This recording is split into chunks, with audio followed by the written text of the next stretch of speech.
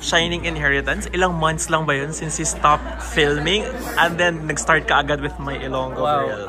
Actually, Shining Inheritance ended October 2024 and unexpectedly, I was praying na sana, Lord, sana may project pa ako. And I got the gift of My Ilonggo Girl last December and I'm very happy for it and it's back to back and I'm so grateful. Kwentuhan mo kami, was this given to you or nag-audition ka? How was from My Ilonggo Girl? Well, actually, this one was, nag-meeting lang kami with my managers and Jill and we talked about the story and at first, in-introduce sa amin. Ako, sabi ko kay Boss Vic, natuwa ako, masaya yung story and parang iba nga yung feeling na gano'n yung pagka-process. So, natuwa ako and I'm very grateful and thankful na gano'n yung nangyari. First na pumasok sa isip mo, yung very first na pag sinabi sa'yo ang magiging partner mo was Jillian Ward? Sabi ko yes. I mean, ano yung na-feel mo agad? Si Jill kasi nakasama ko sa Abot. And for me, nabitin ako doon sa naging love square na namin to. But masaya ako and I said, I was excited. I told Boss Vic, maganda to. I want to be working with Jill and luckily natuloy and here we are. And I'm hoping and praying for the best na magustuhan ng tambalan namin ni Jill. Nag-sink in na ba sa'yo yung leading man? Kanina nga nung nag-VO, kinilig ako kasi yung parang naiyak ko ng konti kasi grabe. I mean, I'm really thankful. 3 years and I'm just really giving it my all, really working for this and hopefully ma-achieve ko na yung leading man. I know I'm far from there and na-achieve na, tinawag na eh. Hindi ko alam eh. Tinawag na eh. Hard to for me. Hopefully, I mean, I'm thankful naman na gano'n ang pagkatawag sa akin and masaya. Okay, kasi sanabi pa ulit-ulit kanina na the word that struck me the most is yung chemistry niyo is genuine. Genuine, yes. That's not something na parang pinipilit nyo. Siguro yung ano is for example kung magiging love team na talaga kayo, is that something you think na mas na kaya mong mag-grow towards being in a love team or do you think na parang mas gusto mo pa rin na mag-partner with others? Yeah. Well, of course, I mean, my ultimate goal is to be partnered with a leading lady, to become a leading man.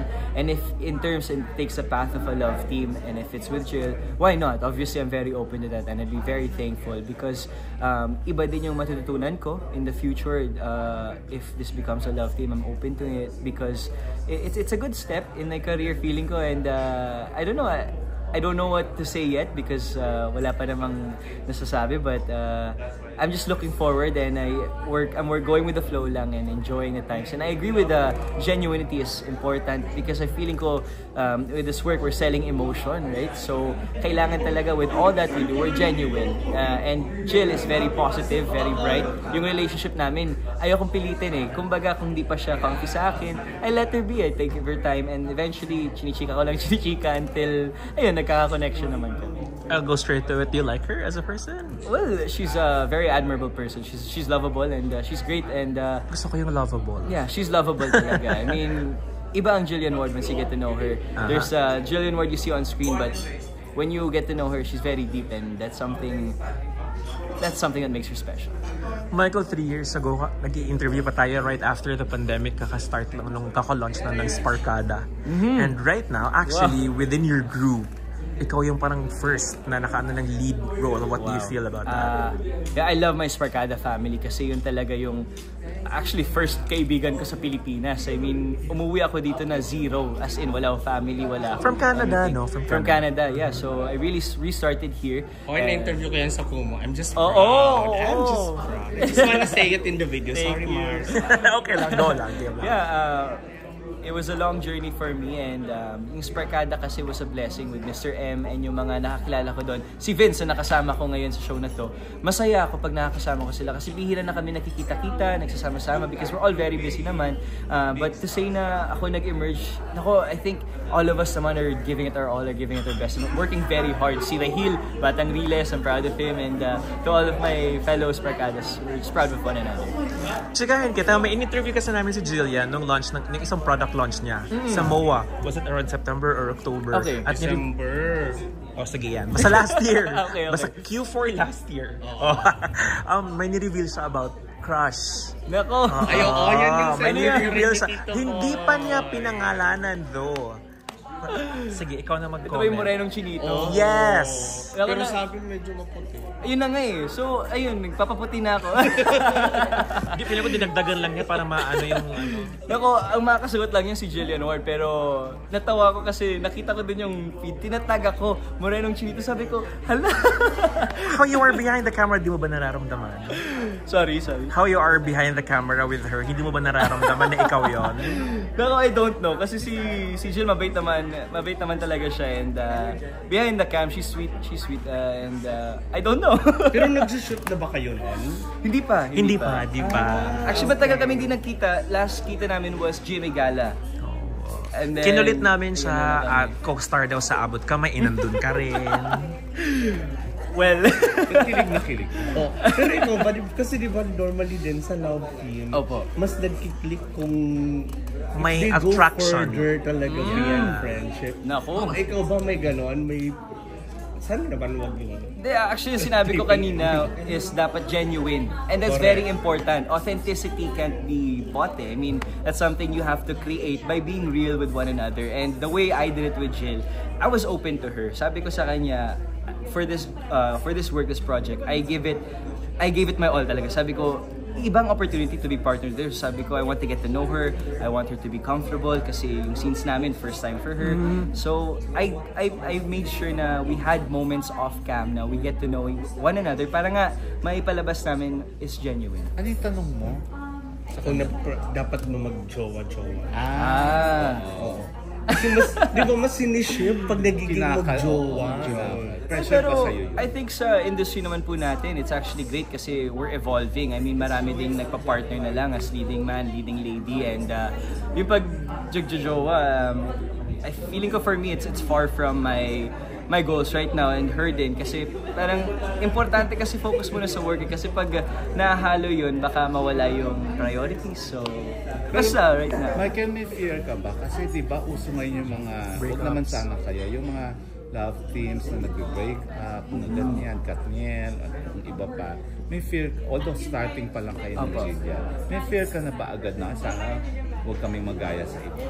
Well, I want to live in the present naman po. And I think what I can do to siguro hope for the best is just take care of her, take care of what we have, and make sure iwas na lang sa issue and masaya lang palagi. And I think that's what's important lang na we enjoy the company and the times we're on set together. And aware ka ba, Michael, na ang daming Sparkle and GMA artists ang medyo naiinggit sa'yo? Kasi ikaw ang ating mani prinsesa yun ng GMA, next in line ng queen yan. Ano, aware ka na meron gusto kang bugbugin? Grabe yung sa bugbugin na. Hindi naman po maiiwasan kahit anong industriya na may naiinggit or ano. I mean, it's hard. This showbiz thing, it's difficult talaga po. But again, with the advice I was given before, I just want to be kind. Kahit galit sila sa akin, why share the negativity when you could spread positivity? And working with the veterans, that's actually one of the advices I listen to the most, is how I deal with co-actors, with co-people in the industry. And lagi si Tita Connie, Miss Joey Albert, even yung mga si Jill. Bakit Joey Albert? Si Joey Albert po, close family friend namin in Canada. So she spoke to me very good singer. bago ako umuwi. Sabi niya sa akin, the people you know on the way up are the same people you know on the way down. And that hit me kasi sabi ko, grabe no, yung showbiz talaga, small world lang, and we have to be nice to another. Proud man yan, castmates, staff, and crew. So, ayun po, kung meron mang nainggit or na ganun, sana wala. But if there are, I just focus on myself, stay in my lane, and I don't wanna get involved. Eh, diba nung sa Abot Kamay, aside from you, si Gildan, saka si Jeff, siniship, diba? Si Jeff, mas may Ilonggo background. Oo, pero ngayon, andyan sa kanto, inaabangan mo. Siya pala. Close kayo ni Jeff. Best friend ko si Jeff. Lahat po ng si Rahil, si Jeff, si Vince, si Sean, nakasama ko sa Love Sinong Is. Hill? Rahil. Rahil. Oo. So sa dami nyo sa Abot, ikaw ang sinuwerte. Wow. Napapag-usapan yung mababarkada. Well, actually, di pa kami nakikita masyado. Pero lahat naman kami, nung nag-abot kami together, enjoy kami. Yung eksena ko kay Jeff, sinabi ko nga kay Jill na ang saya nung ang dami niyang leading partners, leading men, tapos lahat kami naglarambulan na dun. So, masaya lang. I mean, alam naman namin we have our own goals, our own paths, and we're just focused on working hard. And I can see it through them na si Jeff, hardworking din yan, and I'm proud of him, and all of the other boys din, I'm proud of Ang ganda ng 2025 mo, yung pasok ng pasok ng bagong taon sa'yo. Michael, anong masasabi mo? It's an important reminder to really be thankful for this. I thank the Lord every day and I'm grateful, and I don't want to take it for granted kasi nga I didn't expect this po, unexpected to my Ilonggo girl, but masaya ako, and for me, it's just a reminder to really give it my all kasi sayang opportunity. I mean, the network entrusted me with such a big project, partner ko si Jill. So sabi ko, there's no time to waste na. It's my time to really step up and do better in my craft. Lahat ng mga comments na sa mga past work ko sa Shine, binabasa ko lahat so that I can really improve. Kasi kung nabash man ako, I don't want to see it super negatively. I want to see it positively na, okay, that's where I can improve and that's what I want to apply sa show. May nambash sa'yo? Meron naman po. Ano yung pinakamasakit? Yung mga pinakamasakit, well, hindi ko naman inaalaw na masakta ko ng todo. But of course, hindi mo maiwasan. I mean, I'm just human. Example, but, like? About my acting. Siguro, that's something I'm very careful about. Kasi yung acting ko is, yun yung ginagawa ko, yun yung craft. So, I don't really take it in such a negative light. I just look at what I have to look at and accept. Sinabi din ni Sir Erickson sa akin, yung manager ko sa Cornerstone, he said, when you look at bashers, para hindi ka ma-stress, wag yung manababasa mo, if important talaga, it will reach you. And that really affected me kasi siguro instead of focusing on the negative stuff, minsan madadala ka eh. So ako, kung may criticism man, yes, and then positive na lang para mas magtuloy-tuloy na lang yung energy. Kung manage ka ng Cornerstone tsaka Yes po, Sparkle. in Sparkle. Last na lang ako. Okay. Kasi sa Prinsesa ng City Jail, sa Allen Ansay may mga hubad-hubad na Naku po. eksena. Meron ka ba dito? Nako, si Allen, proud ako sa kanya na kasama ko yan sa All Out Sundays and tuwan-tuwa ako sa kanya, pero ako naman po, nag-workout ako everyday para meron sa show ba na dito? to. Abangan nyo na lang po. Excited ako doon. Kay Allen, nasa trailer na eh. Naghubad siya. Oo, yes. Ikaw, posible. Posible. Thank you, Thank you po. Thanks, Salamat po. Michael.